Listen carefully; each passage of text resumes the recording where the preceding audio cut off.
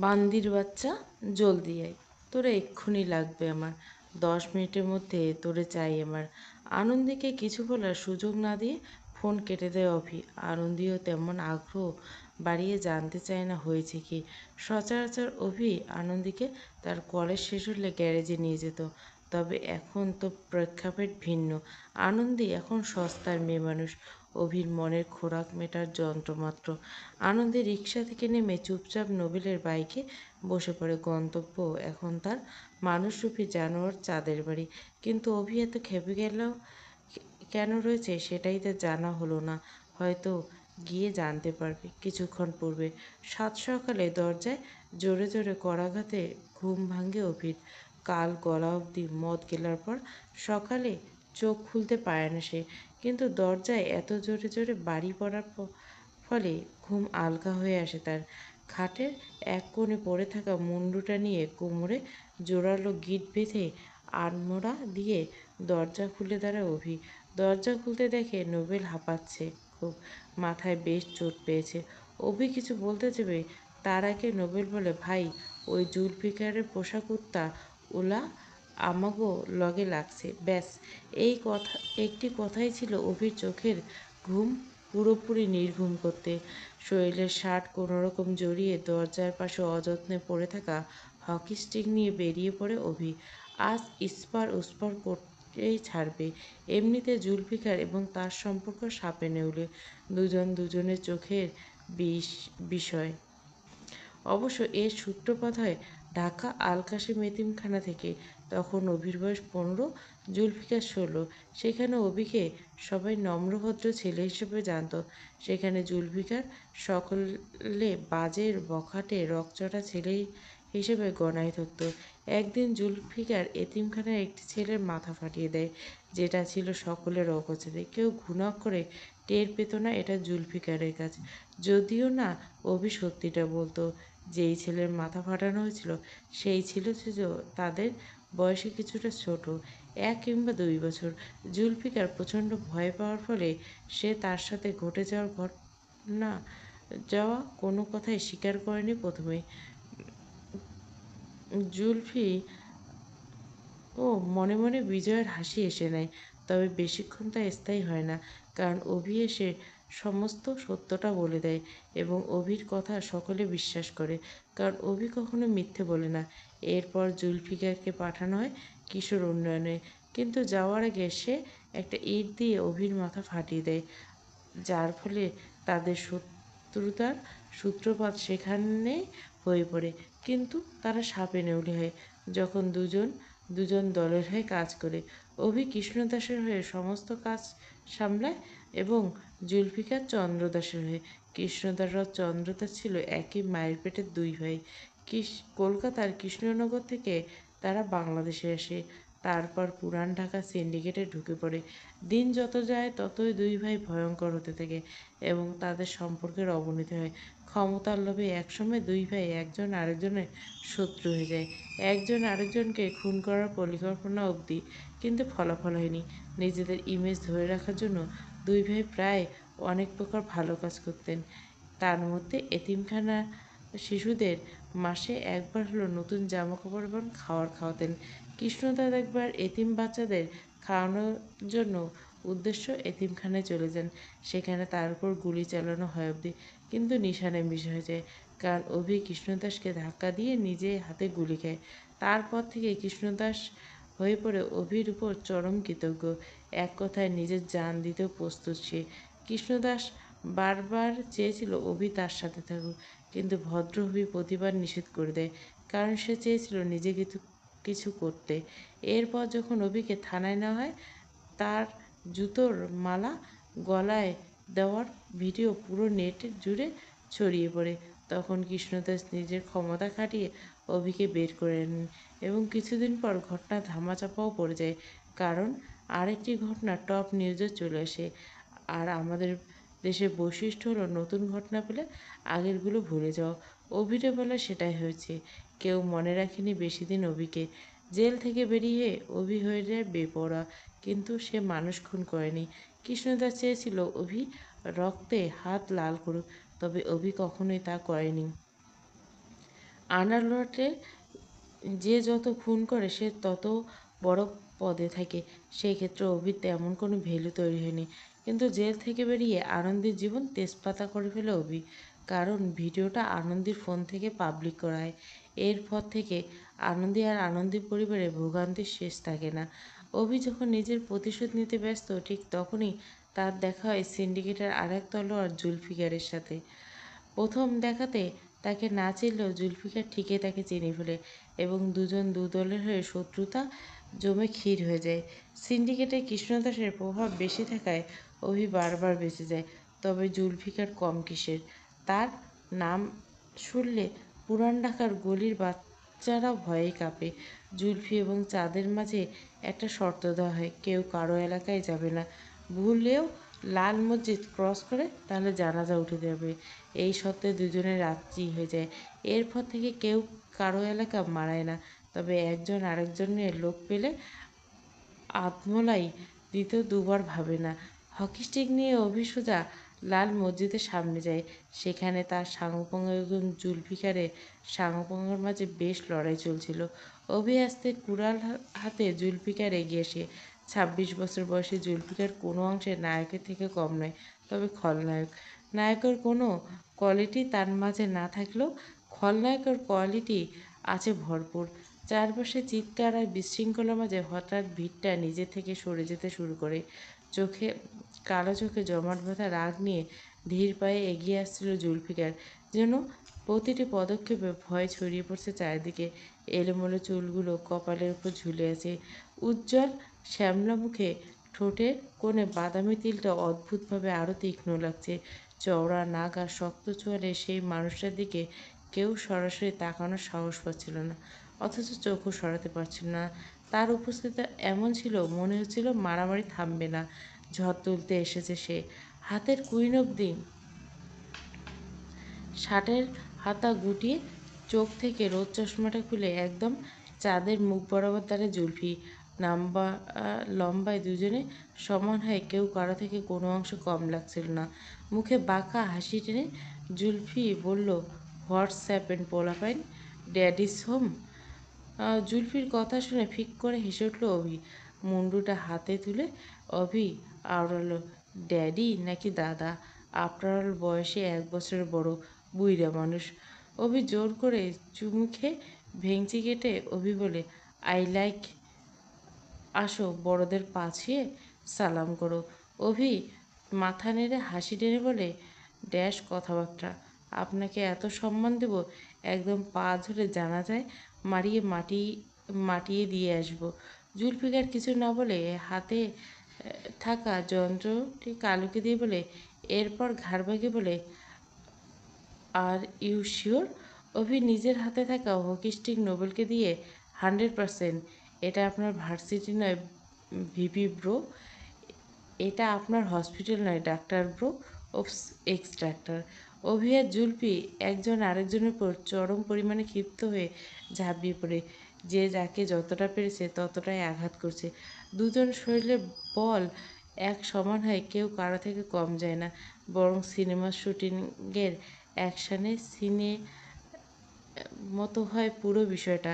তাদের দুজনকে থামতে না দেখে ছোট চায়ের কাপ ফেলে সোজা চলে যায় দাদা সাহেবের আড্ডাখানায়। এখন পারলে 1 মাস দাদা সাহেব পারবে এ ঝড় থামাতে। রক্তাক্ত অবস্থায় অভি এবং জুলফি যখন একজন আরেকজনের দিকে হিংস্র বাঘের মতো তাকিয়েছিল, ঠিক তখনই চন্দ্রদাস এবং কৃষ্ণদাস এসে তাদের পাতানো ছেলেদের থামায়। কারণ সামনে সিন্ডিকেট কার দখলে তার ফলাফল ঘোষণা করতে হবে। এর আগে কেউ নিজেদের ইমেজ নষ্ট করতে চায় না। তবে আজ যা হলো এর বিচার হবে, এটা শিওর। পুরান ঢাকায় ফরাশগঞ্জে এক বিশাল বদ্ধ কারখানায় সবার উপস্থিত আজ ভরপুর, তবে কারো মুখে কোনো কথা নেই। সকলের চোখ বিশাল মনিটরে, যেখানে আজকে সংঘর্ষের ফলাফল দেওয়া হবে। এই ফলাফল দেবে সাহেব খান। এই সাহেব খানকে দেখতে কেমন কারো জানা নেই, তার ধর্ম কোথায় থাকে, বয়স কত কেউ জানে না। কিন্তু সিন্ডিকেটের এক বিশাল বড় বটগাছের ছায়া সে। সে কীভাবে এই সিন্ডিকেটের সাথে অধিযুক্ত এটা অধরা সকলের কাছে। তবে তার প্রভাব এতটাই জোরালো, রাতারাতি বাংলাদেশের মন্ত্রী অবধি বদলে যায়। ইউসুফ খান শেখের বদলে তানভীর সরকার প্রধানমন্ত্রী হয়, যার ফলে ধরাকে সরাজ্ঞান করে রেখেছেন তিনি। সিন্ডিকেটের বেতাল বাদশা ও গডফাদার বলা হয় তাকে। তবে মুখোশ আর ভয়েস ভারী থাকার কারণে তার বয়সে আন্দাজ করাও কঠিন হয়ে পড়ে। বাংলাদেশের মতো উন্নতিশীল দেশে তার কী কাজ, সেটা সম্পর্কে চলিত একটা কথা বহু বছর ধরে চলে এসেছে। শোনা যায় 1972 সালে মুক্তিযুদ্ধের পর কিছু এদেশে রপ্তানি করা হয়। সেগুলো কোথায় লুকোনো আছে সেটা আজ অবধি কারো জানা নেই। শুরুতে এটাকে গুজব হিসেবে ধরা হয়, তবে তানভীর সরকার শপথ গ্রহণের সময় তার গাড়িতে রাখা হয়েছিল, কিন্তু তিনি দ্বিতীয় গাড়িতে থাকায় প্রাণে বেঁচে যান সে যাত্রায়। তখন নিউজে আসে তামিম সরকারের সাথে কয়েকজন এমপি এবং মন্ত্রীকে পারাপার পাঠায়, তবে সেটা গুজব বলে ধামাচাপা দেওয়া হয়। এরপর লোকমুখে শোনা যায় পরিত্যক্ত ঢাকার কোথাও এক পরিত্যক্ত এলাকায় কয়েকটি মাটির নিচে পোতা আছে, যেটা দখল নেওয়ার জন্য এখন সিন্ডিকেটরা অনেক বেশি বৈদেশিক নাগরিক এসেছে, তবে কেউ সন্ধান করতে পারেনি। এরপর থেকে বিভিন্ন দেশের আন্ডারওয়ার্ল্ডের নিশানায় চলে আসে পুরান ঢাকা। অনেকে সিন্ডিকেটে যুক্ত হয়, তবে বেশি দিন টিকতে পারে না, কারণ এখানে আইন নয়, রক্ত কথা বলে। এরপর থেকে শুরু হয় সিন্ডিকেট দখলের খেলা। কে হবে তার বাদশা, কার হুকুমে চলবে সিন্ডিকেট, এটা নিয়ে খুন, আহাজারি, গুম লেগে আছে। বর্তমান 10 বছর ধরে কৃষ্ণদাস চন্দ্রদাস সিন্ডিকেটের পিছনে রয়েছেন, তবে সরাসরি কেউ দখল নিতে পারেনি। রাজনৈতিক চাপ, কালো দুনিয়ার চাপে তারা পুলিশ থেকে বের হতে পারেনি, তাই সম্পূর্ণ সিন্ডিকেট চলে খান সাহেবের কথায়। তবে খান সাহেব বেশি কথা বলেন না, তিনি মনিটর পেজেন্ট হয়ে হাত উপরে তুলে শুধু রায় দেন, তারপর আবার চলে যান। 30 সেকেন্ডও থাকেন না ভিডিও কনফারেন্সে, যার ফলে ওনার লোকেশন ট্রেস করা সম্ভব হয় না। সকলের চোখ যখন বিশাল মনিটরে, তখন জুলফি আর অভি একজন আরেকজনকে দেখতে থাকে। দুজনের রক্তে লেপ্টে আছে। কয়েক সেকেন্ডের মধ্যে খান সাহেব কলে যুক্ত হন, তারপর ডান হাত উপরে তুলে বলেন, সিজ ফায়ার ফর 1 মান্থ। কথাটি বলে তিনি গায়েব হয়ে যান। কৃষ্ণদাস ও চন্দ্রদাস একজন আরেকজনের দিকে তাকান। এই 1 মাস যেহেতু সিজ ফায়ার চলবে, কেউ কারোর সাথে ঝামেলা বিবাদে জড়াবে না, জড়ালে সিন্ডিকেট থেকে আউট। তারা তাদের পালিত সন্তানদের নিয়ে যেতে থাকেন। তবে জুলফি আর চাঁদের লক্ষণ বলে দিচ্ছে, এই সিজ ফায়ারে তাদের কচুও হবে না, একা পেলে কেউ কাউকে ছাড়বে না। গদিতে বসে দাদা সাহেব কৃষ্ণদাস বলেন, চাঁদ, তুমি কি এখনও হাতে নিবা না বাপ? দাদা সাহেবের কথা শুনে অভি তার দিকে তাকায়, তারপর সিটে শরীর এলিয়ে দেয়। যেটা দিকে মানুষের প্রাণ যায় সেটা আমার কোনো কাজের না দাদা সাহেব, কিন্তু আন্ডারওয়ার্ল্ডে তোমার পজিশন নাই চাঁদ, আমার পর তোমারই সামলাতে হবে সব। না দাদা সাহেব, আমি এমনিতেই ঠিক আছি, হাত আমি রক্তে ভেজাবো না। এদিকে অভি যেখানে সে রক্তে হাত ধোয়া যেতে পারে না, আরেকদিকে জুলফি, তার হাত কখনো রক্ত ছাড়া শুকনো থাকে না। চলন্ত গাড়িতে বেশ কয়েকবার ঘুষি মেরে নিজের রাগ কন্ট্রোল করতে থাকে জুলফি। চন্দ্রদাসের কাঁধে হাত রেখে বলেন, মাথা ঠান্ডা কর বাপ, আরও দিন আসবে। আপনি না আটকাইলে আজ ওর মাথা কেটে আনতাম আমি। চন্দ্রদাস বুক ভরা নিঃশ্বাস ফেলে। অভিরে তুমি এতটা সহজ ভাবো, সে কিন্তু ততটা সহজ না। এমনভাবে পাচার করে কেউ ওর চুলও ধরতে পারে না। মাস্টার মাইন্ড বান্দা। একটু তাচ্ছিল্য সুরে জুলফি বলে, আন্ডারওয়ার্ল্ডের তো মাস্টার মাইন্ড বলতে মানুষ একজনকে চিনি, আমার রক্তের ছিটে ফোটাও দাগ থাকে না, মানুষ মরে ঠিকই। আপনি কি চান আমি সাপ্লাই করি? না না, এই ভুল আমি করুম না। তুমি হইল আমার মাথার তাজ, তোমারে যেইটা মন চায় সেইটাই করো। সামনে গাড়ি থামান, মাথা ঠান্ডা করতে হবে। চন্দ্রদাস কিছু না বলে চুপচাপ গাড়ি থামিয়ে দেয়, কারণ তিনি জানে জুলফির মাথা কিসে ঠান্ডা হবে। একমাত্র আফরিনের মুখ দেখলে সে ঠান্ডা হবে। জুলফিকার বাইক নিয়ে বেরিয়ে পড়ে উত্তরের দিকে। অন্যদিকে নিজের বাড়ির দিকে এগিয়ে একের পর এক সিগারেট ফুঁকতে থাকে অভি। মাথা তবুও গরম হয়ে যায়। সিগারেট টান দিতে দিতে অভি বলে, বান্দিরে লাগবে বান্দিরে লাগবে, এক্ষুনি লাগবে আমি। সিগারেট মাটিতে ফেলে আরেকটা সিগারেট ধরিয়ে নোবেলকে বলে, কয়টা বাজে? ভাই 12:30। এখনই বাইর হ, ওর ঘাত ধরে নিয়ে আয়। অভি বলতে নোবেলের যেতে দেরি নেই। সে বাইক নিয়ে সোজা আনন্দের বাড়ির কাছে চলে যায়, কারণ এই সময় সে ক্লাসে যায়। নোবেল একটু দূরে বাইক থামিয়ে দেখে আনন্দী তার মা রিকশায় তুলে দিচ্ছে। তাই তো সে দূরে দাঁড়িয়ে থেকে রিকশা কিছু দূর যেতে সে বাইক নিয়ে হাজির হয়। বর্তমান অভি একটার পর একটা সিগারেটে টান দিতে থাকে আর অপেক্ষা করতে থাকে কখন তার বান্দির বাচ্চা আসবে। তবে 10 মিনিটের বেশি সময় হওয়ার পর ও না আসাতে প্রচণ্ড ক্ষেপে যায়। রাগ যখন চরম সীমানা অতিবাহিত হয়, ঠিক তখনই আনন্দীকে নিয়ে নোবেল নিচে তলায় এসে পৌঁছলো। আনন্দী বাইক থেকে নামতে অভি সিগারেট মাটিতে ফেলে পা দিয়ে পিষে আনন্দের হাত ধরে টেনে দোতলায় নিয়ে যেতে থাকে। অভিকে এমন রক্তাক্ত দেখে আনন্দী মনে মনে কু ডাকতে শুরু করে। দোতলায় গিয়ে অভি আনন্দের কাঁধ থেকে ব্যাগ ফেলে দিয়ে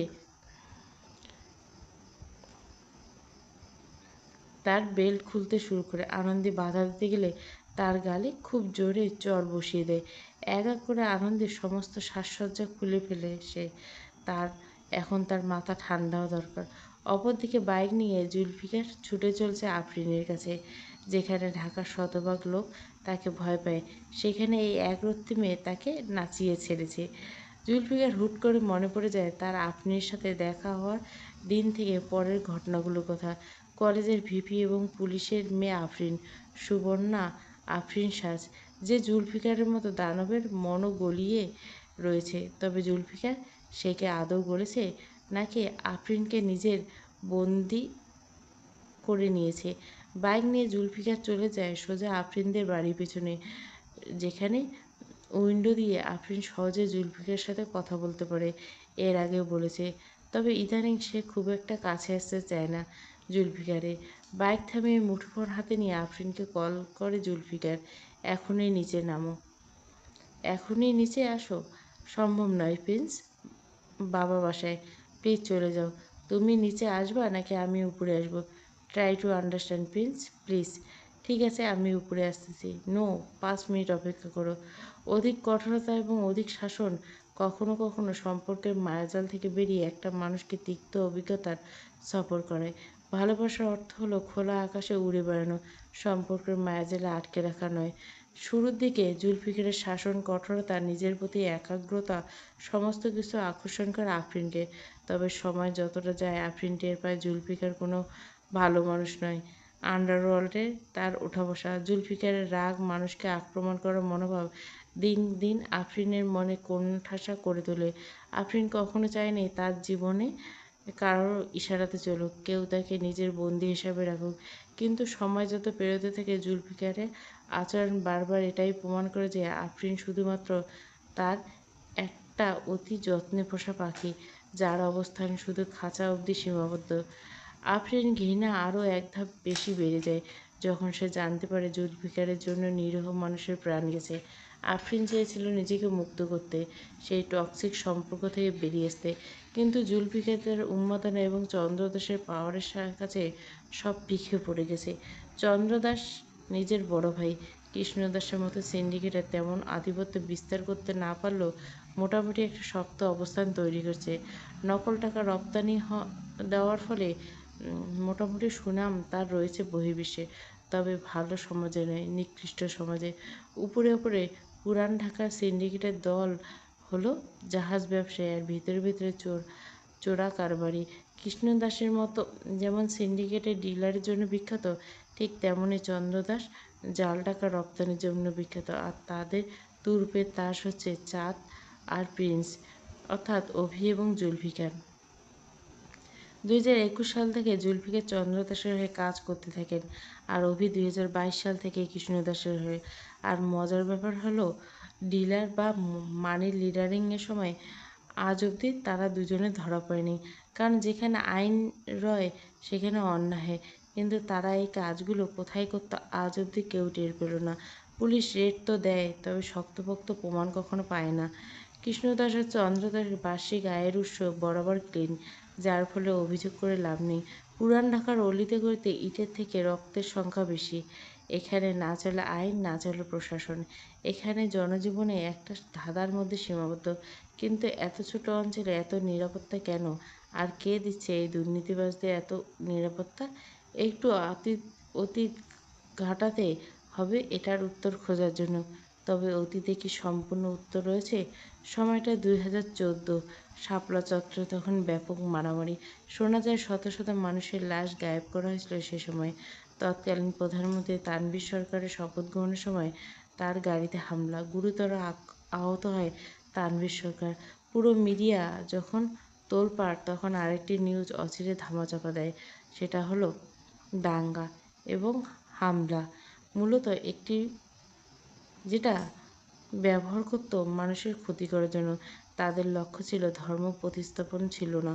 তাদের প্রধান লক্ষ্য ছিল কীভাবে মানুষের সহজে দাঙ্গা লাগানো যায়।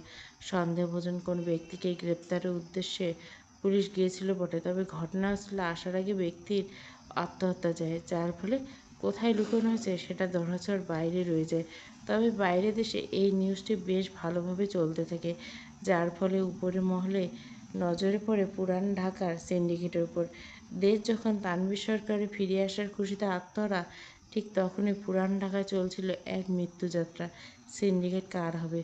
উসমান সাহেবের মৃত্যুর পর থেকে পুরান ঢাকায় ছড়িয়ে পড়ে পাপাচার। কে হবে সিন্ডিকেট রাজা? কার মাথায় উঠবে বাদশাহানার মুকুট?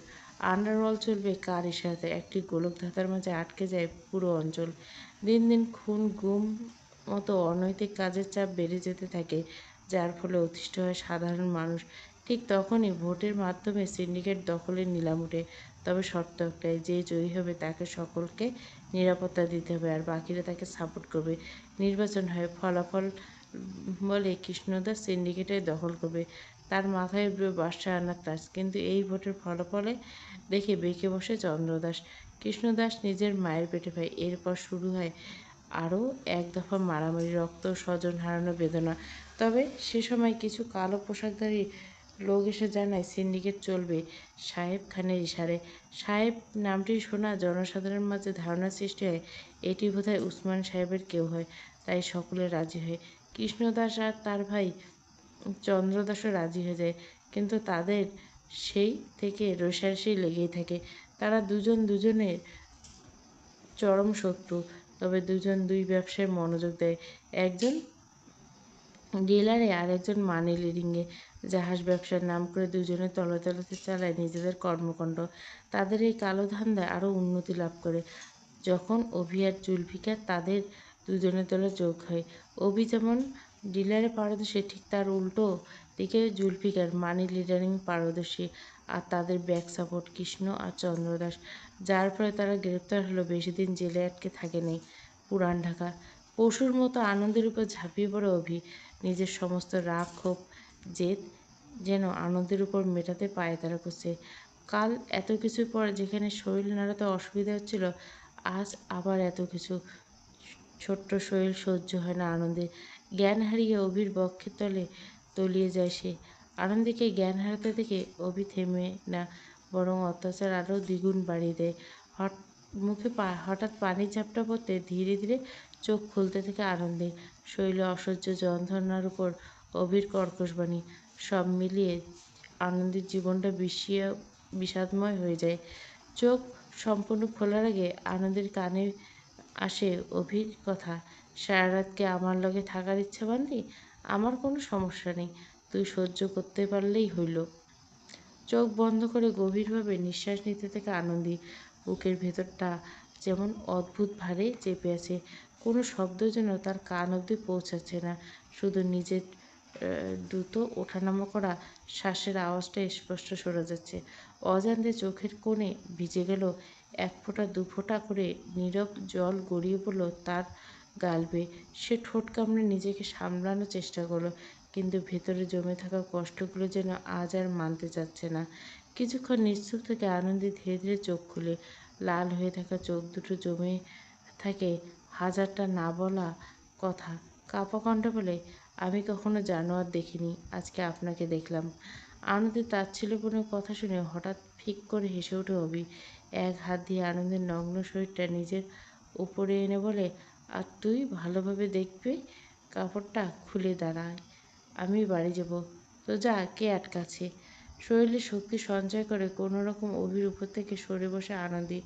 এক চোখ বুলিয়ে ফ্লোরে পড়ে থাকা জামা কাপড়গুলি দেখে নেয় সে। কোনো রকমে উঠে দাঁড়াতে অভি আবারও আনন্দের হাত ধরে হ্যাঁচকা টান দিয়ে তার উপরে ফেলে দেয় আনন্দীকে। কপাল কুঁচকে আনন্দে অভির থেকে তাকিয়ে বলে, মুক্তি চাই আমার, এই জন্মে না। আপনার মনের ইচ্ছে তো পূর্ণ হয়েছে, মন মতো ভোগ করছেন আমাকে, তাহলে আর কেন? একবার খেয়ে পেট ভরানোর লোক কিং নয়, সারা জীবন রেখে আস্তে আস্তে খাওয়াতে মজা। ছি, হোয়াই ছি সোনামণি, আমার পারফরমেন্স পছন্দ হয়েছে না? মাত্র তো দুদিন গেল, বেডি মানুষের মন ভরে না। সারা জীবন নিজের স্লাট হিসেবে রাখতে চান আমাকে? হুট করে উঠে দাঁড়ায় অভি। মুহূর্তে বদলে যায় তার চেহারা ভাব। চোয়াল শক্ত হয়েছে, চোখে মুখে স্পষ্ট হয়ে ওঠে চাপা রাগ। বুকের ভেতরে যেন তীব্র কোনো ঝড় বয়ে যাচ্ছে। একটা কথা না বলে দ্রুত পায়ে এগিয়ে এসে সে রুমের এদিক ওদিক ছড়িয়ে থাকা আনন্দের সমস্ত জামাকাপড় এক এক করে তুলে গুছিয়ে আনতে থাকে। আনন্দের নিঃশব্দে তাকিয়ে থাকে অভির দিকে। অভি এই হঠাৎ বদলে যাওয়া আচরণ থেকে তার বুকের ভেতরটা কেঁপে ওঠে।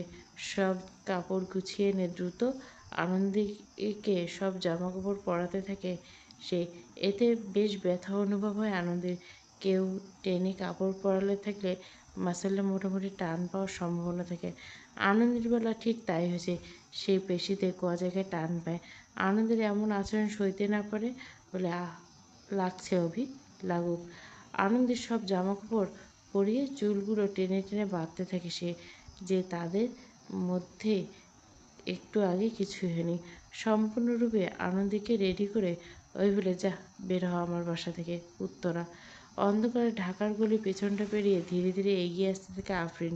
ফোনের টর্চ লাইট ক্ষীণ আরও কাঁপতে কাঁপতে সামনের পথ দেখতে থাকে।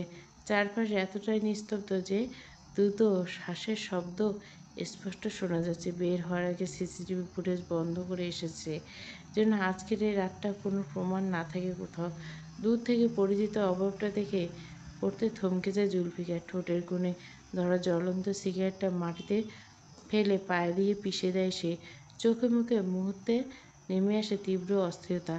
এরপরে এক সেকেন্ড দাঁড়িয়ে থাকে না জুলফিকার। দ্রুত পায়ে এগিয়ে যায় আফরিনের দিকে।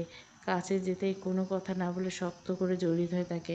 আচমকা এমন টানে আফরিন হাত থেকে ফোনটা প্রায় পড়ে যেতে নেয়। জুলফিকারের বুকের ভেতরটা দ্রুত ধুকপুক করে শব্দ হতে থাকে, যেন এতক্ষণ ধরে বুকের মধ্যে জমে থাকা ভয়, রাগ আর অস্থিরতা এক মুহূর্তে এসে আটকে গেছে এই আলিঙ্গনে। চোয়াল শক্ত করে আফরিন মাথার উপর মুখ গুজে চোখ বন্ধ করে থাকে জুলফিকার। নিচু ভারী গলায় ধীরে বলে, আর 1 মিনিট দেরি করলে আমি নিজেই ভিতরে ঢুকে যেতাম আফরিন। প্রিন্স, আমি মুক্তি চাই। আফরিনের মুখে হঠাৎ এই মুক্তির শব্দটা শুনতে যেন মুহূর্তের মধ্যে বদলে যায় জুলফিকার। চেহারা গভীর জমে ওঠে তীব্র রাগ আর আহত এক উন্মাদনা। এক ঝটকায় আফরিনের চুলের মুঠি শক্ত করে ধরে তাকে নিজের মুখের একদম কাছে টেনে আনে। অন্ধকারের টানে আফরিন কেঁপে ওঠে। দুজনের দ্রুত নিঃশ্বাস একে অপরের মুখে আছড়ে পড়ছে। জুলফিকার চোয়াল চোখ দুটো লাল হয়ে আছে দমিয়ে রাখা ক্রোধে। নিচু কিন্তু কাঁপা কণ্ঠে সে ধীরে ধীরে বলে, হয় আমি না হয় তুমি, দুজনের মধ্যে কেউ একজন মরলেই মুক্তি পাবি। কথাটা শেষ করে আফরিনের ঠোঁটে নিজের ঠোঁট বসিয়ে দেয় জুলফিকার। চোখ বন্ধ করে ফেলে আফরিন। ভার্সিটিতে ভর্তি হওয়ার আগে আফরিন জানতো না তার জন্য কী অপেক্ষা করছে। জীবনে এভাবে ঘুরে যাবে সেটা কল্পনা করতে পারেনি। জুলফিকার জন্য যেটা ভালোবাসা, আফরিনের জন্য এটা বন্দিত্ব। এমন ভালোবাসা কে কবে চেয়েছে?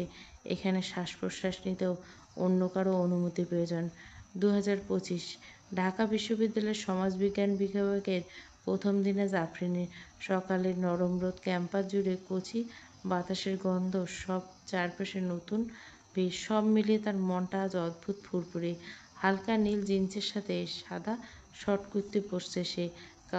কাঁধ পর্যন্ত নেমে আসা খোলা চুলগুলো বাতাসে বারবার উড়ে গিয়ে গাল ছুঁয়ে দিচ্ছে। চোখ মুখ স্পষ্ট নতুন করে উত্তেজনা। বুকের সাথে শক্ত করে জড়িয়ে রাখা ফাইলটা নিয়ে ধীরে ধীরে মেইন গেট পেরিয়ে ভেতরে ঢুকে আফরিন। ক্যাম্পাসের কোলাহল, সিনিয়রদের আড্ডা, কোথাও গিটার বাজছে, কোথাও বা চায়ের কাপের সাথে তর্ক করছিল তার সাথে নতুন অথচ সুন্দর।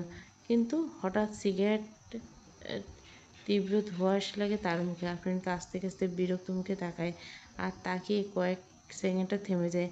কালো শার্টের হাতা কনুই অব্দি গোটানো, এক হাতে সিগারেট, অন্য হাত পকেটে। এলোমেলো চুলের নিচে ধারালো চোখ দুটো অস্বাভাবিক শান্ত। ঠোঁটের কোণে অবহেলার হাসি ঝুলিয়ে দাঁড়িয়ে আছে ছেলেটা। আর আশেপাশে আরও কয়েকটা ছেলে থাকলেও পুরো জায়গাটা দখল যেন একাই নিয়ে রেখেছে।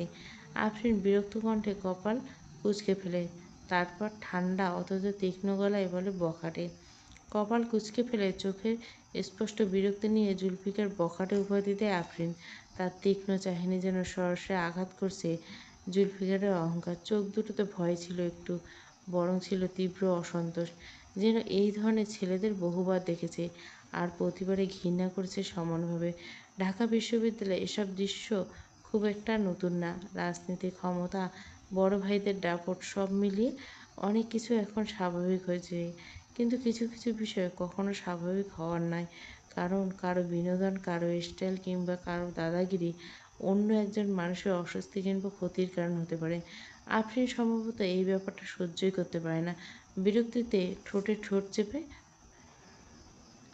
তারপর গটগটিয়ে সামনে হাঁটা শুরু করলো। তার হাঁটার ভঙ্গিতে রাগ স্পষ্ট। ওড়না একপাশে বাতাসে উঠছে, আর দ্রুত পায়ে হাঁটার কারণে কাঁধে ঝোলানো ব্যাগটা বারবার দুলছে। পেছনে দাঁড়িয়ে থাকা ছেলেগুলো মুখ হা হয়ে গেছে। অস্ত্র মোহাম্মদ জুলফিকারের সামনে পাশে দাঁড়িয়ে বলে, ব্রো, হেতি কিন্তু আপনাকে বকাটক কইল। জুলফিকার কিছুক্ষণ চুপ করে থেকে আরেকটা নতুন সিগারেট ধরিয়ে বলল, খোঁজ লাগাতো এই ফাজিল মেয়েটা কোন ডিপার্টমেন্টে। ওকে ভাই, বর্তমান। তীব্র চুম্বনীপণ জুলফিকার আলগা করে আফরিনে, তারপর নাক ঘষতে ঘষতে বলে, আই জাস্ট লাভ ইউ কাপকে। হয় মর, না হয় আমার হয়ে থাক। Choice your rose. গ্যাস হয়েছিল। ব্যাগের স্ট্রাপটা আরও শক্ত করে চেপে ধরে মাথা নাড়ল আনন্দে। আঙুলের গিঁটগুলো সাদা হয়ে উঠেছে। বুকের ভেতরটা কেমন ধুকপুক করছে অস্বাভাবিকভাবে। জীবনে দ্বিতীয়বার পুলিশের সামনে এসে বসে আছে সে। প্রথমবার ছিল 2022, যেদিন ডাক্তার অভি ফার্সিকে পুলিশ গাড়িতে তুলে নিয়ে যাওয়া হয়েছিল। সেই রাতটার কথা মনে পড়তে বুকের ভেতরটা হালকা মোচড় দিয়ে উঠল আনন্দে। হাসপাতালের করিডোরে সাদা আলো, মানুষের ফিসফাস, আর অভির শেষবার পিছন ফিরে তাকানো, সব কিছু তাকে দুঃস্বপ্নের মতো তাড়া করে বেড়ায়। তবে আজকের পরিস্থিতি আলাদা। আজ অভি নেই। আজ সে একাই। সাব ইন্সপেক্টর আকবর আলী একবার ফোনের স্ক্রিনের দিকে তাকাচ্ছে, তো একবার আনন্দের দিকে। চোখ দুটো কেমন অনুসন্ধান, যেন আনন্দের নীরব মুখের আড়াল থেকে সত্যটা টেনে বের করে আনতে চাইছে। আর আনন্দী, সে তো প্রায় জড়বস্তুর মতো চুপসে আছে, ঠোঁট শুকিয়ে গেছে, গলার কাছে কাঠার মতো কিছু একটা আটকে আছে। ভিতরে যে কী ভয়ঙ্কর তোড়পাড় চলছে সেটা শুধু সেই জানে। বাইরে থেকে তাকে শান্ত দেখালে ভিতরে ভেতরে সে ভেঙে পড়ছে প্রতি সেকেন্ডে। থানার ছোট্ট রুমটা অদ্ভুত এক গুমোট গন্ধ। পুলিশের ফাইল, সিগারেট আর ধুলোয় মিশ্রিত গন্ধে দম বন্ধ হচ্ছে আনন্দে। মাথার উপরে ধীরে ঘুরতে থাকা ফ্যানটাও যেন পরিস্থিতি ভার কমাতে পারছে না। হঠাৎ টেবিলের উপর রাখা ফোনটা সামনে এগিয়ে দিয়ে গম্ভীর কণ্ঠে আকবর আলী বলল, ফোনে তেমন কোনো টেক্সট বা ভয়েস কিছুই তো নেই ম্যাডাম। সাব ইন্সপেক্টরের কথা শুনে আপনা আপনি চোখ বড় হয়ে যায় আনন্দের। মুহূর্তে মুখের রং ফ্যাকাশে হয়ে এসে কপাল বেয়ে ছোট ছোট ঘামের বিন্দু গড়িয়ে পড়তে থাকে। বুকের ভেতরে এমন জোরে কাঁপছে যেন পাশের মানুষটাও শব্দ শুনতে পাবে। ঠিক তখনই সাব ইন্সপেক্টর আকবর আলী ধীরে ফোনটা ঘুরিয়ে আনন্দের দিকে এগিয়ে ধরলেন। দেখলেন তো ভালো করে। কাপা হাতে ফোনের স্ক্রিনের দিকে তাকাতে থমকে গেল আনন্দে। কোনো টেক্সট নেই, একটাও না। পুরো কনভারসেশন ফাঁকা, যেন কখনো কোনো চ্যাটই ছিল না সেখানে। আনন্দের নিঃশ্বাস আটকে আসছে। সে অবিশ্বাস্য চোখে স্ক্রিনের দিকে তাকিয়ে থাকে কয়েক সেকেন্ড। তারপর ধীরে ধীরে মাথা তুলে তাকায় আকবর আলীর দিকে। চোখে মুখে স্পষ্ট আতঙ্ক। কারণ সে নিশ্চিত, একদম নিশ্চিত, থানায় আসার সময় সব মেসেজ ছিল। প্রতিটা টেক্সট, ভয়েস, এমনকি শেষ হুমকিটা। তাহলে হঠাৎ সব গেল কোথায়? গলা শুকিয়ে কাঠ, ঠোঁট নাড়ল প্রথমে, কোনো শব্দ বেরোলো না। কয়েক সেকেন্ড পর সাব ইন্সপেক্টর বলল, দেখুন ম্যাডাম, এখন আধুনিক যুগ, নারী বেশি, অধিকার বেশি। তাই যে যখন পারছে মামলা দিচ্ছে। প্রেমিক চলে গেছে, ধর্ষণের মামলা, বিয়ে করছে, মামলা। কেন যেন পানি ভাত হয়ে গেছে এইসব বিষয়গুলি। ইন্সপেক্টরের কথাগুলো শুনে আনন্দের নিজের কাছে নিজেকে কেমন নোংরা একটা মেলক মনে হতে লাগলো। বুকের ভেতরে জমে থাকা অপমান ধীরে ধীরে বিষের মতো ছড়িয়ে পড়েছে পুরো শরীরে। নিজের সম্মান নিয়ে কেউ মিথ্যে বলে? কোনো মেয়ে ইচ্ছে করে থানায় এসে নিজের চরিত্র নিয়ে প্রশ্ন ওঠায়, তাহলে কেন তার কথা কেউ বিশ্বাস করছে না? নারীর অধিকারের কথা চারিদিকে এত বলা হয়, টিভিতে, সোশ্যাল মিডিয়ায়, সভা সেমিনারে, অথচ কিছুদিন পরেই ভয়ঙ্কর সব খবর আসে। কারো অভিযোগ চাপা পড়ে যায়, কেউ বিচার পায় না, কেউ আবার প্রমাণের অভাবে উল্টে দোষী হয়ে যায়। আনন্দের মনে হলো এই রুমের ভেতরে বসে সে ধীরে ধীরে শ্বাসরুদ্ধকর হয়ে মারা যাচ্ছে। সে কিছু বলতে যাবে, ঠিক তখন এই পাশের চেয়ারটা টেনে কেউ বসে পড়ে। কর্কশ শব্দে চেয়ার ঘষা পেতে পাশ ফিরে তাকায় আনন্দী, আর তাকিয়ে পিলে চমকে ওঠে অভি। মুহূর্তে হাত পা ঠান্ডা হয়ে আনন্দের চোখ বড় বড় হয়ে যায়। সে এখানে কি করছে? কিন্তু তার চেয়ে ভয়ঙ্কর ছিল পরের মুহূর্তটা। কারণ কিছু সেকেন্ড পর ইন্সপেক্টর আর অভির কথোপকথন কানে আসতে শুরু করে, আর প্রতিটি শব্দ যেন ধারালো ছুরির মতো এসে বিঁধতে থাকে আনন্দের বুকে। ইন্সপেক্টরের ঠোঁটের কোণে চাপা হাসি টেনে বলে, চাঁদ ভাই, এসব প্রাইভেট ম্যাটার ঘরে সলভ করে ভালো। হাজার হলো কৃষ্ণদাসের মতো লোক আপনার পাতানো বাবা, একটা সম্মান তো আছে নাকি? কথাটা শুনে আনন্দের বুকের ভেতর ধক করে ওঠে। চাঁদ ভাই? তাহলে তারা আগের থেকে পরিচিত? ইন্সপেক্টরের সাথে তাল মিলিয়ে শান্ত নির্লিপ্ত কণ্ঠে অভি বলল, এসব বাইরের আবর্জনা বিছানা অবধি সীমাবদ্ধ থাকে, ঘরে কাম নেই। শব্দগুলো শুনে মনে হলো যেন আনন্দের আত্মসম্মান মাটিতে ফেলে পিষে দিচ্ছে। বাইরের আবর্জনা, এই একটা শব্দ যথেষ্ট ছিল তার ভেতর থেকে শেষ করে দেওয়ার জন্য। ফুপিয়ে কেঁদে ওঠে আনন্দে, চোখে ঝাপসা হয়েছে। এই মুহূর্তে মনে হচ্ছে পৃথিবীর সব দরজা তার জন্য বন্ধ হয়েছে। টাকার কাছে আইন বিক্রি হয়ে গেল, সেখানে আর কি বলার থাকে। কাপা হাতে ব্যাগটা কাঁধে তুলে নেয়, একবারও অভির দিকে তাকায় না, তাকানোর সাহস নেই। পরের মুহূর্তে আর দৌড়ে থানা থেকে বেরিয়ে পড়ে আনন্দী। পেছন থেকে কেউ ডাকছে কিনা সেটা শোনার মতো অবস্থাতে নেই। বাইরে বেরোতে রাতের ঠান্ডা বাতাস মুখে লাগে, কিন্তু তাতে বুকের আগুন কমে না। শুধু একটা কথা বারবার কানে বাজতে থাকে, বাইরের আবর্জনা। কিছুটা দূরে দ্রুত গতিতে একটি গাড়ি আসতে দেখে থমকে দাঁড়ায় আনন্দী। চোখ দুটো কান্নায় ঝাপসা, বুকের ভেতর জমে থাকা ব্যথাগুলো যেন আরও সহ্য হচ্ছে না। এভাবে আর কত অপমান, ভয়, বিশ্বাসঘাতকতা। মনের ভেতরে হঠাৎ এক অদ্ভুত শূন্যতা নেমে আসে, যেন সব অনুভূতি নিঃশেষ হয়ে গেছে। দূর থেকে আসা গাড়িটা হেডলাইট চোখে পড়তে ধীরে ধীরে রাস্তার মাঝখানে গিয়ে দাঁড়িয়ে পড়ে আনন্দী। তারপর তীব্র ব্রেকের শব্দ, মানুষের চিৎকার, আর সব কিছু অন্ধকার। দুপুর গড়িয়ে বিকেল প্রায়। হাসপাতালের কেবিনে হালকা স্যালাইনের গন্ধ ছড়িয়েছে। জানলার ফাঁক দিয়ে আসা কমলা আলোয় বিছানার চাদর সাদে পড়ে এক ধরনের নিস্তব্ধতা তৈরি করছে। হাতে স্যালাইন জ্বলছে আনন্দের, কপালে একটা ছোট্ট ব্যান্ডেজ। বেশ কিছুটা রক্ত গিয়েছিল, তবে ভাগ্য ভালো বড় কোনো ক্ষতি হয়নি। বেডের পাশে বসে ঘড়ির দিকে তাকায় ইন্সপেক্টর রেহমান। কয়েক মিনিট পর পর ফোন স্ক্রল করছে, কিন্তু একই জায়গায় এতক্ষণ বসে থাকা তার স্বভাব নেই। ধৈর্য জিনিসটার সাথে তার সম্পর্ক বরাবর খারাপ। ইন্সপেক্টর রেহমান, বয়স 26, সৎ, বদরাগী, ভয়ঙ্কর জেদি একজন অফিসার। মোটামুটি ভালো পজিশনে আছে, তবে চাকরিটা এই অল্প সময়ে 14টা জেলায় বদলি খেয়ে ফেলেছে। কারণ একটাই, যেখানে যায় সেখানকার পচে যাওয়ার সিস্টেমে আগুন ধরিয়ে দেয়। কয়েক মাস আগে রাজশাহীর বড় একটা চক্র ধরার জন্য পুরস্কার পেয়েছে। অপরাধীদের প্রতি তার কোনো সহানুভূতি নেই। তার মাথায় সবসময় একটা কথা ঘুরে, অপরাধীকে ধরো, থানায় ভরো। তার রাগটা যেন আর সবচেয়ে ভয়ঙ্কর অস্ত্র। উচ্চতায় 5 ফুট 9 ইঞ্চি হলেও মেজাজের উচ্চতা লাখ ফুট। তবে ইদানিং তার মাথা সবচেয়ে বেশি গরম করে রেখেছে পুরান ঢাকার এই অদৃশ্য সিন্ডিকেট। যতবার রেড দিয়েছে ততবার খালি হাতে ফিরছে, যেন কেউ আগেভাগে খবর পেয়ে যায়। এখন তার টার্গেটের লিস্টে 1 নম্বরে আছে দুটো নাম, অভিজাত আর আফলা বুড়ো ওরফে জুলফিকার। দুজনে ভয়ঙ্কর ধূর্ত। উপরের মহল হাত আছে তাদের মাথার উপর, প্রমাণ ছাড়া তাদের ছোঁয়া যাবে না। এই একটা ব্যর্থতা রেহমানের মাথা ঠান্ডা হতে দেয় না। ধৈর্যের প্রায় শেষ সীমানা পৌঁছে গেছে, ঠিক তখনই বেডে শুয়ে থাকা আনন্দী ধীরে ধীরে চোখ খুলে। কিছু সেকেন্ড ঝাপসা দৃষ্টিতে সিলিংয়ের দিকে তাকিয়ে থাকে। তারপর কষ্ট করে মাথা ঘুরিয়ে চোখ পড়ে রেহমানের উপর। দুজনে চোখাচোখিতে রেহমান চেয়ার থেকে সোজা হয়ে বসে। তারপর ঠান্ডা গলায় বলে উঠল, এত কম বয়সে কেউ মরতে যায় স্টুপিড? বয়স কত তোমার? অপরিচিত লোকের এমন কর্কশ গলা শুনে চোখে পানি চলে এসে আনন্দের। এভাবে কেউ বকে? আনন্দকে ভয় পেতে দেখে নিজের রাগ কন্ট্রোল করে রেহমান বলল, ওকে কুল ডাউন। বাড়ি কোথায়?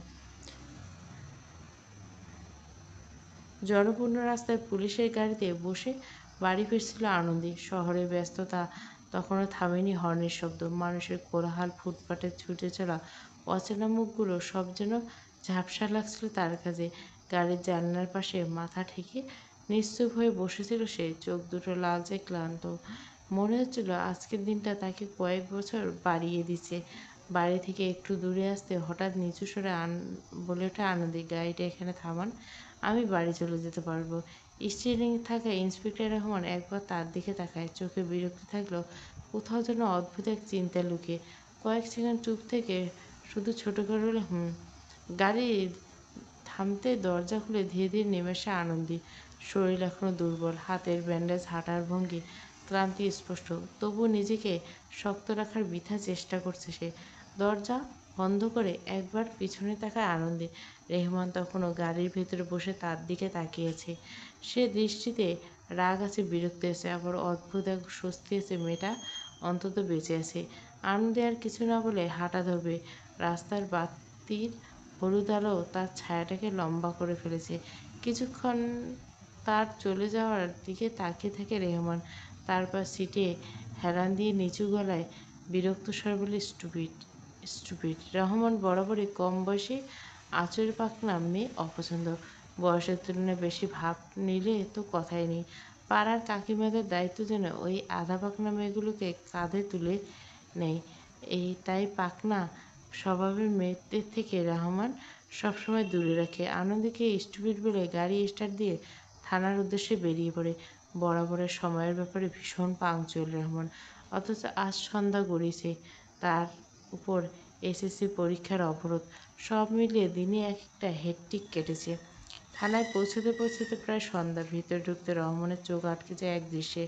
চেয়ারে পা তুলে আরাম করে বসে কানে হেডফোন লাগিয়ে গান শুনছে রহমান ওরফে রোমিও। কয়েক মাস আগে দেবের একটা গান বের হয়েছিল।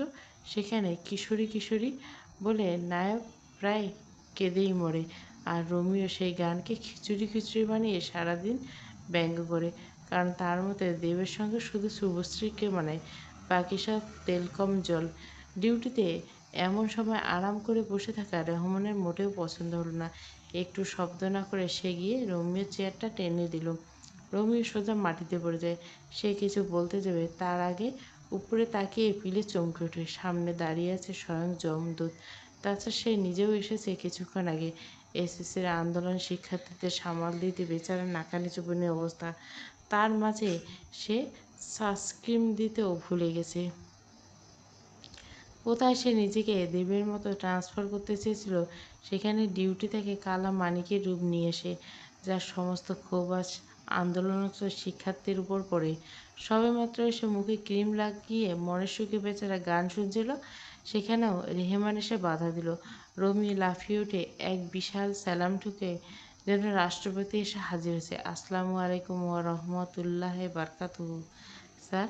রহমান ঠান্ডা চোখে তাকিয়ে বলে, ডিউটির সময় গান শোনা নিষিদ্ধ, জানেন তো মিস্টার রোমিও। রোমিও কয়েক সেকেন্ড চুপ থেকে গম্ভীর মুখে বলে, স্যার, আপনি শুধু আমার গান শোনা দেখলেন, পিছনের মোটিভটা দেখলেন না? রহমান ভুরু কুঁচকায়, প্রশ্ন করবে না কিন্তু উত্তর চায়। গলা খাঁকড়ে দিয়ে রোমিও প্রশ্ন করে, স্যার, আমি গানের মাধ্যমে আপনাকে স্মরণ করছিলাম। হ্যাঁ? জি স্যার। দেব যখন চ্যালেঞ্জ নিবেন সারা বলে, তখন আমার শুধু আপনার কথাই মনে পড়ে। কারণ আপনি তো ক্রিমিনালদের একই ডায়লগ দেন, চ্যালেঞ্জ নিবি না শালা। রেহমান চোখ বন্ধ করে একবার মাথা নাড়ল। তারপর কড়া গলায় বলল, স্টুপিড বলে গটগট করে নিজের রুমে চলে যায়। আর বেচারা রোমিও চুপচাপ দাঁড়িয়ে থেকে। এটা অবশ্য নতুন কিছু নয়। ট্রেনিং থেকে জয়েন করার পর থেকে রেহমানের কাছে বকা খেয়ে তার পেট ভরছে। তবুও সে রেহমানের পিছু ছাড়ে না, কারণ একটাই, নামের মিল। রেহমান আর রোমিও একদম দেবজিতের মতো ভাই ভাই তার। তাই রেহমান যেখানে রোমিও সেখানে। রেহমান যেখানে নিজের কাজ নিয়ে ব্যস্ত হয়ে পড়েছে, ঠিক অপর প্রান্তে আনন্দে বাড়ির থেকে ঢোকার সাহস পায় না। গেটের সামনে দাঁড়িয়েছে, চারপাশ অন্ধকার হয়েছে, তবুও পা যেন নড়ছে না। হাতের কাটা জায়গা থেকে হালকা জ্বালা করছে। হাতে শক্ত করে ব্যান্ডেজ, এরপর বাধা কমছে না। কিন্তু এই কাটা হাত নিয়ে আর কতক্ষণ বাইরে দাঁড়িয়ে থাকা যায়? আজকের দিনটা যেন অন্যরকম ছিল। কলেজে গিয়ে আনন্দে জানতে পারে কোনো ক্লাস হবে না। অন্য পরীক্ষার্থীদের মতো বাকিরা এসএসসি পিছিয়ে দেওয়ার দাবিতে আন্দোলন করছে। পুরো ক্লাস জুড়ে স্লোগান, হইচই, উত্তেজনা। সেই ভিড়ের মাঝে হঠাৎ আনন্দের মাথায় এক চিন্তা আসে। সে আজ থানায় যাবে, নিজের সঙ্গে হওয়া অন্যায়ের প্রতিবাদ করতে। যেই দেশে দুবার নারী প্রধানমন্ত্রী, সেই দেশে এত কীভাবে হয়? অপরাধীরা এত সহজে বা কোথায় যায়? অভির পাঠানো টেক্সট, ভিডিও সব কিছু এখনও ফোনে আছে আনন্দের। প্রতিটা মেসেজ যেন তাকে মনে করে দিল সে চুপ ছিল বলে অপরাধীরা আরও সাহস পেয়ে যায়। আজ আর চুপ থাকবে না। আর সে নিজের জন্য লড়বে, নিজের সঙ্গে হওয়া অন্যায়ের জবাব চাইবে। এরপর কি? ব্যাগটা শক্ত করে কাঁধে তুলে সোজা থানার উদ্দেশ্যে রওনা দেয় আনন্দী। বেশ অনেকটা সাহস জুগিয়ে আনন্দী থানায় আসে। বুকের ভিতরটা কাঁপুনি চলল, মুখে সেটা প্রকাশ হতে দেয় না। ভিতরে ঢুকতে ডিউটিতে থাকা এক লেডি অফিসার এগিয়ে এসে, জি মামুনি, কী দরকার? আনন্দে ঠোঁট ভিজে শান্ত গলা বলে, আমি এসপির সাথে কথা বলতে চাই। অফিসার কিছুক্ষণ তাকিয়ে থেকে জানায়, এসপি এখন থানায় নেই, তবে তার জুনিয়র অফিসার আছে, চাইলে তার সাথে কথা বলা যাবে। আনন্দী রাজি হয়। কিছুক্ষণ পর তাকে একটা রুমে নিয়ে যাওয়া হয়। মাঝবয়সী একটা ইন্সপেক্টর ফাইল দেখতে দেখতে মাথা তোলে। আনন্দী কয়েক সেকেন্ড থেকে ভুরু কুঁচকে বলে, আপনাকে কোথায় দেখেছি? আনন্দী ব্যাগটা শক্ত করে ধরে শান্ত স্বর বলে, নেটে দেখেছেন, 2022। ও হ্যাঁ, ইন্সপেক্টর আঙুল তুলে বলে, ও প্র্যাকটিসরত এক হবু ডাক্তারকে না আপনি পুলিশের হাতে ধরিয়ে দিয়েছেন? আনন্দে ধীরে মাথা নাড়ে, জি। ইন্সপেক্টর এবার পুরোপুরি মনে করতে পারে, চেয়ার হেলিয়ে বলে, হ্যাঁ মনে পড়ছিলাম, শুনেছিলাম ছেলেটা আপনার বান্ধবীকে প্রেম প্রস্তাব দিয়েছিল, রাজি না হতে তার গায়ে হাত তোলে চেষ্টা করে, এরপর আপনি বিষয়টা নেটে ছেড়েন। আনন্দী এবারও মাথা নাড়ে। হুট করে যেন তার চোখের সামনে ভেসে ওঠে পুরনো সেই বিষভরা স্মৃতিগুলো। 2022-এর কথা। এসএসসি পরীক্ষার আর কিছুদিন হবে। আনন্দীর সবচেয়ে কাছের বান্ধবী স্নেহা একদিন কাঁদতে কাঁদতে এসে জানায় সে প্রেগনেন্ট, আর এর জন্য দায়ী অভি নামের একটা ছেলে। কিন্তু এখন সে অস্বীকার করছে। স্নেহা সেদিন হাউমাউ করে কেঁদেছিল। তার আনন্দের বয়স কম, মাথায় রাগ বিচার বুদ্ধি কম। আনন্দী ঠিক করেছিল সরাসরি গিয়ে ডাক্তার ছেলেটার সঙ্গে কথা বলে দরকার হলে জুতো দিয়ে মারবে। পরিকল্পনা মতো স্নেহাকে নিয়ে মেডিকেলে যায়। আনন্দের মায়ের ফোনটাকে নিয়ে স্নেহা একাই ভিতরে ঢুকে। বেশ কিছুক্ষণ পর বেরিয়ে এসে তার গালে স্পষ্ট কয়েকটা থাপ্পড়, চোখ লাল, মুখে কাঁপছে। সেই মুহূর্তে আনন্দের মাথা পুরো গরম হয়ে যায়। সে ঠিক করে সবাইকে জানাবে, কিন্তু স্নেহা হাত ধরে কাঁদতে কাঁদতে বলে, আমি প্রেগনেন্ট, এটা কেউ জানুক তা আমি চাই না। তখন জানা যায় ভিতরে যাওয়ার সময় স্নেহা ফোনে ভিডিও করে রেখেছিল। পরে সেই ভিডিও আনন্দী মায়ের আইডি থেকে পোস্ট করা হয়, পুলিশে খবর দেওয়া হয়। এরপর পুরো ঘটনা আগুনের মতো ছড়িয়ে পড়ে। পুলিশ আসে, সাংবাদিক আসে, চারিদিকে হৈ হয়ে পড়ে। অভি তখন মেডিকেলে ক্যান্টিনে ছিল। সেখান থেকে তাকে টেনে বের করে আনা হয়। কেউ জুতোর মালা পরিয়ে দেয়, কেউ মুখে কালি মাখায়। উত্তেজনাতে জনতা মারধর শুরু করে দেয়। পুলিশ পরিস্থিতি সামলাতে হিমশিম খেতে হয়। এরপর অনেক কষ্টে পরিস্থিতি নিয়ন্ত্রণে আসে। চারিদিকে তখন পুলিশের ভিড়ে ঠাসা। কেউ ভিডিও করছে, কেউ লাইভ করছে, কেউ আবার চিৎকার করে গালাগাল দিচ্ছে। অভি কয়েকজন পুলিশ ধরে গাড়ির দিকে নিয়ে যেতে থাকে। সাদা অ্যাপ্রনটা ততক্ষণে মাটির ধুলো আর কালিতে নোংরা হয়ে গেছে। মুখের একপাশ লাল হয়ে ফুলে আছে। তবুও ছেলেটা অদ্ভুত রকমের নিশ্চুপ, একটা কথাও বলছে না। এদিকে সাংবাদিকরা আনন্দের চারপাশে ভিড়, মাইক্রোফোন, ক্যামেরা, মানুষের ভিড়ে এক মুহূর্তে দম বন্ধ লাগছে আনন্দের। তবুও সে নিজের শক্ত রাখার চেষ্টা করছে। ঠিক তখনই অভিকে পুলিশের গাড়িতে তোলা হয়। গাড়িতে ওঠার সময় একবার থেমে যায় সে। চারপাশে এত মানুষ, এত চিৎকার, তবুও অভির চোখ যেন শুধু একজনকে খুঁজছিল, আনন্দী। দূর থেকে স্থির চোখে তাকিয়ে থাকে সে। না সেখানে রাগ ছিল, না ভয়, অদ্ভুত এক দৃষ্টি, যেন হাজার মানুষের শব্দের মাঝে সে শুধু আনন্দীকে দেখছে। সেই চোখ দুটো কয়েক সেকেন্ডের জন্য আনন্দের বুকের ভিতর কেমন অস্বস্তি তৈরি করে। কারণ সবাই চিৎকার করছিল, সবাই অপমান করছিল। অভি শুধু তাকিয়েছিল এক দৃষ্টিতে। ম্যাডাম! ইন্সপেক্টর তাকে অতীত থেকে বাস্তবে ফিরে আসা আনন্দে কিছুক্ষণ চুপ থেকে শুকনো করে বলে, আমার সাথে খুব জঘন্য একটা ঘটনা ঘটে। ইন্সপেক্টর কড়া নজরে তাকে আনন্দের দিকে। সে শুকনো ঢোক গিলে আরও বলে, আমার কাছে প্রমাণও আছে। ইন্সপেক্টর একটু সোজা হয়ে বসে গাছড়া ভাব নিয়ে জিজ্ঞাসা করে, কী ধরনের প্রমাণ? কাঁপা হাতে ফোন বের করে আনন্দী ভয়েস রেকর্ড, মেসেজ, কিছু ভিডিও সব দেখাতে থাকে। তার আঙুল কাঁপছিল, কিন্তু চোখে তখন এক গ্লাস ভরসা। হয়তো এবার বিচার হবে, হয়তো এবার কেউ অন্তত তার কথা শুনবে। ইন্সপেক্টর ফোনটা হাতে নেয়, কিছুক্ষণ স্ক্রিনের দিকে তাকিয়ে থাকে। তারপর খুব স্বাভাবিক ভঙ্গিতে বলে, আচ্ছা। মজার ব্যাপার হলো সে ঠিকমতো কিছু করলো না। দুই একবার স্ক্রল করলে হঠাৎ সব ডিলিট করে দেয় একসাথে। ভিডিও, ভয়েস, চ্যাট সব। আনন্দে কয়েক সেকেন্ডে বুঝতে পারেনি কী হয়েছে। লোকটা আবার বিরক্ত মুখে চেয়ারটা হেলান দেয়। ফোন তো ফাঁকা ম্যাডাম, প্রমাণ কোথায়? আনন্দের বুক ধক ধক করতে থাকে। সে বুঝতে পারেনি থানায় ঢোকার পর থেকে সব খবর অন্য কোথাও পৌঁছে গেছে। কারণ আনন্দীকে দেখে ইন্সপেক্টর ফোন করেছিল অভিকে। আর যতক্ষণ সে মিথ্যে সহানুভূতি দেখে কথা চালিয়ে গেছিল, ততক্ষণে অভি রওনা হয়ে গিয়েছিল। কিছুক্ষণ পর থানার বাইরে একটা খোলা জিপে এসে থামে। ভারী জুতার শব্দ তুলে ভেতরে ঢুকে অভি। এরপর কি? আনন্দী বিচার পেল না। একটা গভীর নিঃশ্বাস নিয়ে বাড়ির মেইন দরজার সামনে দাঁড়িয়ে স্মৃতিচারণ করতে থাকে আনন্দী। হাতটা এখনো জ্বলছে। মাথার ভিতরে হাজারটা শব্দ ঘুরছে। থানার সেই রুম, ডিলিট হয়ে যাওয়া প্রমাণ, পুলিশের ঠান্ডা চোখ, সব মিলিয়ে বুকটা ভার হয়ে আসছে। কাঁপা হাতে দরজায় ছুতে হঠাৎ পিছন থেকে ভেসে আসে রাশভারী একটা কণ্ঠ।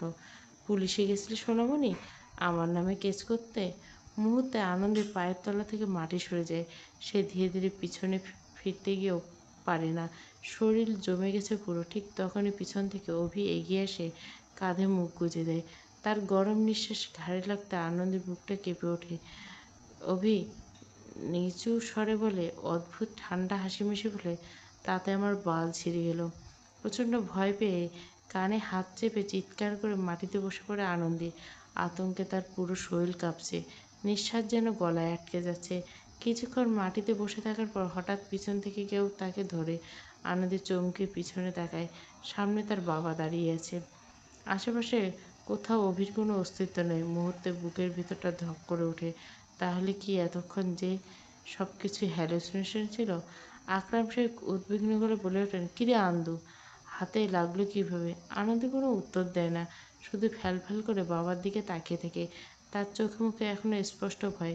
কিছুক্ষণ পর দরজা খুলে বাইরে বেরিয়ে এসে তার মা।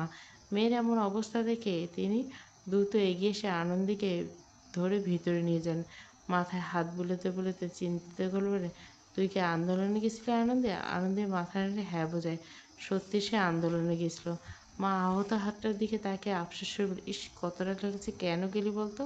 সারা বছর তো পড়াশোনা করিস, তাহলে আন্দোলনে যাওয়ার কী দরকার ছিল তোরা? হ্যাঁ?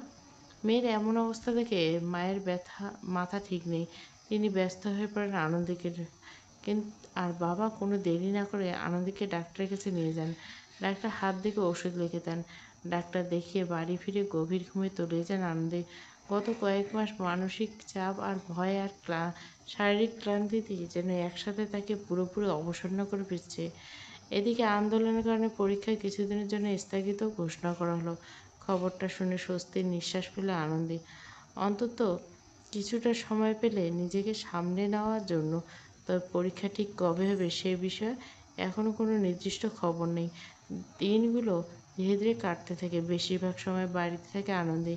মা নিয়ম করে ওষুধ খাওয়ান, বাবা খোঁজ নেন বারবার। পরিবারের যত্ন আর বিশ্রামে ধীরে ধীরে সুস্থ হয়ে উঠতে থাকে। হাতের ব্যথা আগের তুলনায় অনেকটা কমে আসে। তবুও মাঝে মাঝে গভীর রাতে ঘুম ভেঙে যায় আনন্দের। অকারণে বুক ধড়ফড় করে। মনে পড়ে সেই ভয়ঙ্কর মুহূর্তগুলো এখনও তাকে তাড়া করে বেড়াচ্ছে। এর মাঝে সবচেয়ে স্বস্তির বিষয় হলো অভি আর কোনোভাবে আনন্দের সাথে যোগাযোগ করার চেষ্টা করেনি। না কোনো টেক্সট, না কোনো কল, এমনকি নিজের কাছে আসতেও বলেনি তাকে। অভি এভাবে হঠাৎ জীবন থেকে গায়েব হয়ে যাওয়া অদ্ভুত এক শান্তি এনে দেয় আনন্দের মনে। ধীরে ধীরে সে বিশ্বাস করতে শুরু করে, হয়তো সত্যি সব কিছু শেষ হয়ে গেছে।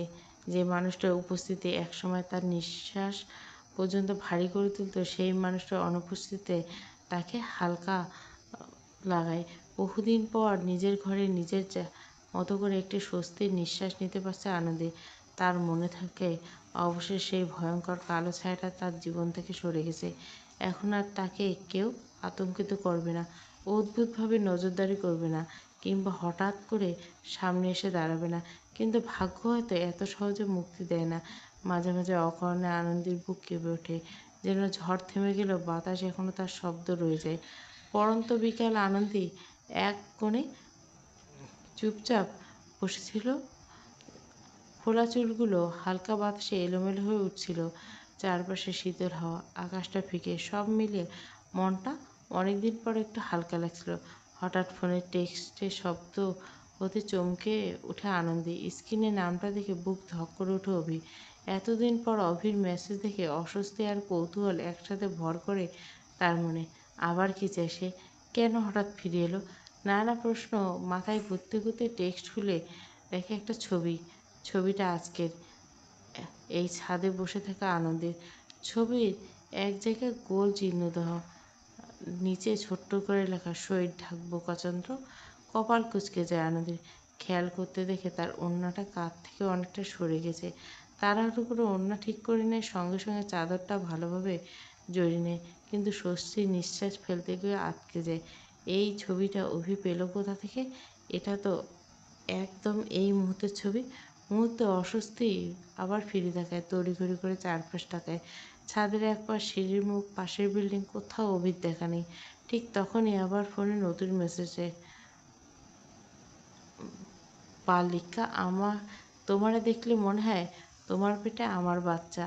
আব্বা আব্বা কয় গো, ওগো আব্বা আব্বা কয়। মেসেজের ভাষা দেখে আনন্দের মুখে গরম হয়ে ওঠে বিরক্তি আর রাগ। কথাগুলো ইচ্ছে করে তাকে বিব্রত করার মতো, ঠাট্টা মশকরা করা। আবার চারপাশে তাকায়। বাতাস বইছে, ছাদ পাখা, মনে হচ্ছে কেউ যেন তাকে দেখছে। অভি কোথাও নেই, কিন্তু তার উপস্থিতি যেন অদৃশ্য ছায়ার মতো তার চারপাশে লেগে আছে।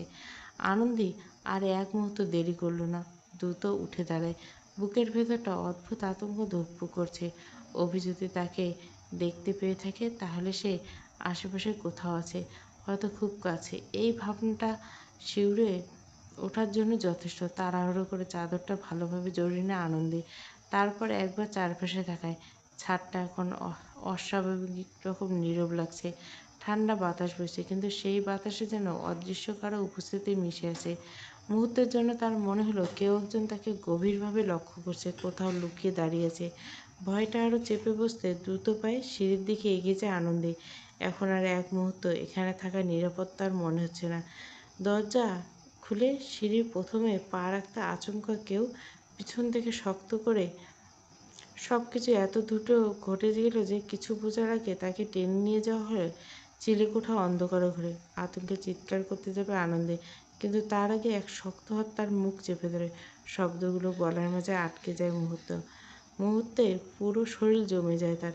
বুকের ভেতর ধক ধক করে শব্দ যেন কানে বাজতে থাকে। ছটপট করে নিজেকে ছাড়ানোর চেষ্টা করে আনন্দে, কিন্তু লোকটার শক্তির কাছে সে একদম অসহায়। চারপাশে অন্ধকার আর নিস্তব্ধ। দূরে কোথাও হালকা বাতাসের শব্দ ছাড়া আর কিছুই শোনা যায় না। আর ঠিক তখন এই কানের কাছে ঝুঁকে পরিচিত একটা গলা ফিসফিস করে ওঠে, এত ভয় পাস কেন বোকাচন্দ্র? চলবে। উন্মাদনা পর্ব 3। এই গল্পটা দেরি দেরি করে আসবে, আর সাজের মায়াটাও কন্টিনিউ আসবে। পুরো গল্পটা প্লে লিস্টে।